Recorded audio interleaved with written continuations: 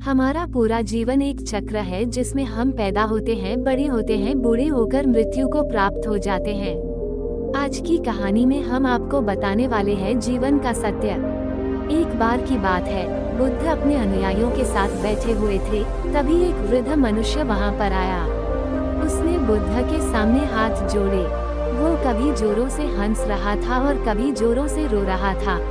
ऐसा देखकर अनुयायी बोले, गुरुजी, यदि आप कहे तो हम इस वृद्ध को यहीं से ले जाते हैं, क्योंकि यह कभी हंस रहा है, कभी रो रहा है, लगता है कोई पागल है, कहीं आपको कोई चोट ना पहुंचा दे। वृद्ध व्यक्ति बोला, नहीं, मैं पागल नहीं हूँ। मैं हंस इसलिए रहा हूँ क्योंकि मुझे इस संसार चक्र का रहस्य पता चल चुका है, और रो इसलिए रहा हूँ कि यह मुझे वृद्धावस्था में पता चला है। ऐसा कहकर वह फिर हंसने लगा और फिर थोड़ी देर बाद रोने लगा।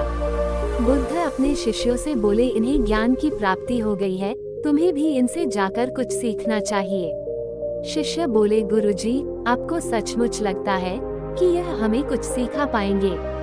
बुद्ध बोले, ये बूढ़ा व्यक्ति अपनी जवानी के दिनों में यहाँ आया था। उस वक्त इसने मेरा बहुत विरोध किया था, लेकिन अब जब यह आया है तो जीवन से बहुत कुछ सीख कर जाया है। इसलिए तुम दोनों जाओ, इनसे कुछ ज्ञान प्राप्त करो और जितने भी दिन इनके पास बच्चे हैं इनकी सेवा करो। अनुयायी बोले, जी गुरुजी, जैसी आपकी इच्छा। वो उस वृद्ध को अपनी कुटिया में ले गए, भोजन आदि कराया और आराम करने को कहा।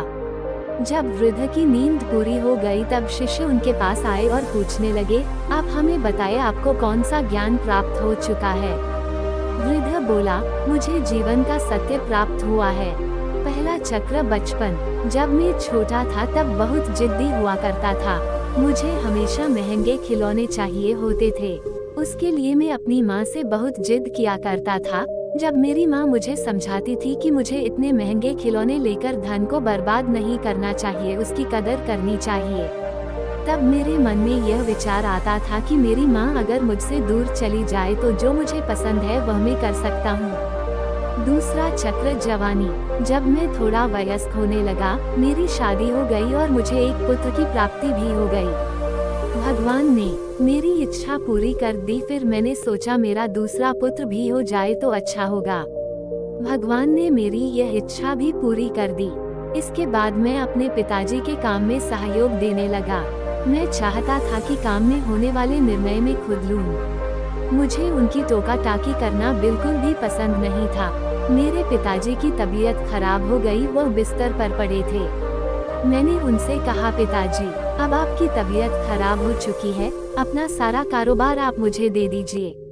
कुछ दिनों बाद पिताजी का देहांत हो गया। उनके देहांत के बाद मैंने उनकी इतनी भव्य पात्रा निकाली कि पूरी दुनिया देखती रह गई। मैं भीतर ही भीतर इस पर गर्व कर रहा था। मैंने अपने पिताजी की अंतिम यात्रा में इतना पैसा खर्च किया है। कुछ समय बाद मेरी माँ भी गुजर गई। देखते देखते मैं नगर का एक अमीर इंसान बन गया। मेरे पुत्र बड़े हो गए। मैंने अपने दोनों बेटों का विवाह कर दिया। इन दिनों मेरी पत्नी मुझे बुद्ध के पास ले गई। बुद्ध की बातें सुनकर मैं क्रोध से भर गया, क्योंकि मैं उनकी किसी भी बात से सहमत नहीं हो पा रहा था। बुद्ध कह रहे थे, चोरी मत करो, झूठ मत बोलो, ज्यादा धन इकट्ठा मत करो, संयम से काम लो। उनकी यह बातें मुझे बिल्कुल पसंद ना थी, इसीलिए मैंने उनके खिलाफ लोगों को भड़काना शुरू कर दिया। उनका ज्ञान मेरे पूरे जीवन को ही गलत ठहरा रहा था। तीसरा चक्र बुढ़ापा। वक्त गुजरने लगा और मैं बूढ़ा होने लगा।